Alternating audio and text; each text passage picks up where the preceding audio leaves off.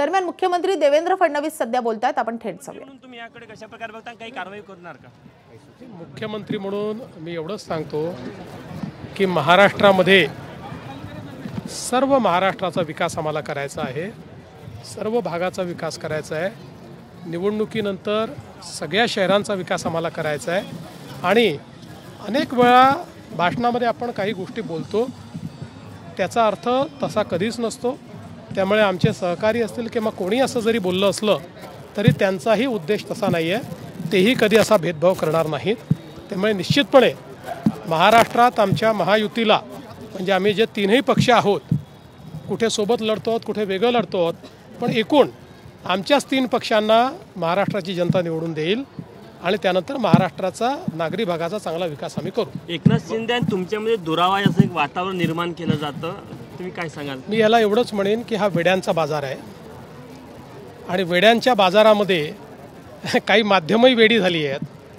त्यामुळे परवाही मी आणि शिंदेसाहेब ज्यावेळेस हुतात्मा स्मारकावर गेलो, आल्यावर आम्ही दोघं भेटलो, जाताना आम्ही दोघं भेटलो. ते कुठे चालले आहेत त्यांनी मला सांगितलं, मी कुठे चाललो आहे मला सांगितलं. आता त्यातले काहीतरी त्या ठिकाणी अँगल क्लिक करायचे आणि मग हे बोललेच नाही म्हणून दाखवायचं. कालच्याही कार्यक्रमांमध्ये आमच्या दोघांच्या आजूबाजूला पुरस्कार्थी बसवण्याकरता नियोजन होतं, त्यांच्या पाट्या लागल्या होत्या म्हणून आम्ही बसलो होतो. आल्यावरही आम्ही भेटलो, स्टेजवरही आम्ही भेटलो, खाली उतरतानाही भेटलो, जातानाही आम्ही बोललो. याचं कारण आहे की न बोलण्यासारखं काहीच घडलेलं नाही. तुम्ही जे दाखवताय अशी कुठलीही परिस्थिती नाही. त्यामुळे मी एवढंच सांगतो की जे लोक असं दाखवत आहेत ते तोंडावर पडल्याशिवाय राहणार नाही. पंकजा मुंडे यांच्या पियेच्या पत्नीने आत्महत्या केलेली आहे, त्यांच्या कुटुंबियांनी सीबीआय चौकशी मागणी केली तुमच्याकडे. बघा, अजून माझ्याकडे या संदर्भातलं पूर्ण ब्रीफिंग आलेलं नाही. मला फक्त प्राथमिक माहिती त्याची मिळालेली आहे. एकदा पोलिसांनी पूर्ण ब्रीफिंग केल्यावरच या संदर्भात बोलता येईल. हिंदी में जानना चाहेंगे अजीत पवार जी ने जिस तरीके से बयान दिया है. अरे चुनाव में चलते रहता है भाई, चुनाव में ऐसी सब बातें करते रहते हैं, इसका कोई अर्थ नहीं होता है. देखिए, मैं आपको इतना ही कहना चाहता हूँ, चुनाव के बाद सभी शहरों का विकास हमको करना है. मैं भी कहीं जाऊँगा तो मैं भी बोलूँगा कि मुझे चुन कर दोगे तो मैं ज़्यादा पैसा आपको दूंगा, बोलना ही पडता है. आरक्षणाचे प्रश्न सुप्रीम कोर्टात सुनावणी सुरू आहे, त्यामुळे निवडणुका जिल्हा परिषदेच्या लांबू शकतात. बघा, आज या संदर्भात काही बोलणं योग्य नाही. 25 तारखेला सुनावणी आहे, त्या सुनावणीच्या आधारावर निवडणूक आयोगच त्या संदर्भातला निर्णय करेल. त्यामुळे आम्ही काही बोलणं योग्य होणार नाही. या ठिकाणी तुम्ही आलेला आहात. रशीद अल्वी यांनी असं म्हटलेलं आहे, मुस्लिम तरुण MD MBBS MD झालेले तरुण हे ज्या पद्धतीने आतंकी कारवायामध्ये सामील झालेले आहेत. अल्वी यांचं म्हणणं असं आहे, ते तिकडे का गेले याचा विचार व्हायला पाहिजे. असे तरुण जे भरकटलेले आहे त्यांना पुस्तक आणि याचा ज्ञानाचा वापर हा चांगल्यासाठी केला पाहिजे. हे सांगण्याची जबाबदारी कोणाची आहे याचे उत्तर त्यांनी दिलं पाहिजे की हे सांगण्याची जबाबदारी कोणाची आहे. बघा, हे खरंच आहे की शिकल्या सवरलेल्या तरुणांनी आपल्या ज्ञानाचा उपयोग चांगल्या गोष्टीकरता केला पाहिजे.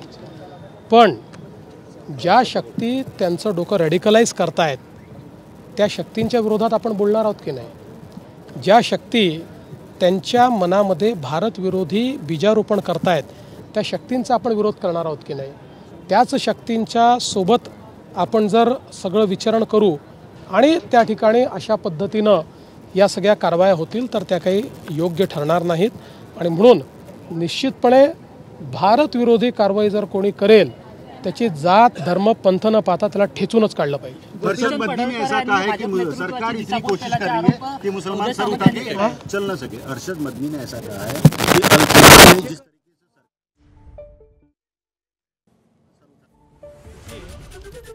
भारत में APJ अब्दुल कलाम जैसे जो हमारे राष्ट्रपति जी हुए, ये मुसलमानों के असली आइकॉन है कि जिनको देखकर हमारा भी सिर आदर से झुकता है और वो सिर उठाकर ही हमेशा चलते रहे. उनको आइकॉन बनाइए ना, दूसरों को आइकॉन क्यों बनाते हो? नेतृत्वाची दिशाभूल केल्याचा आरोप उदय सामंत यांनी केलेला आहे.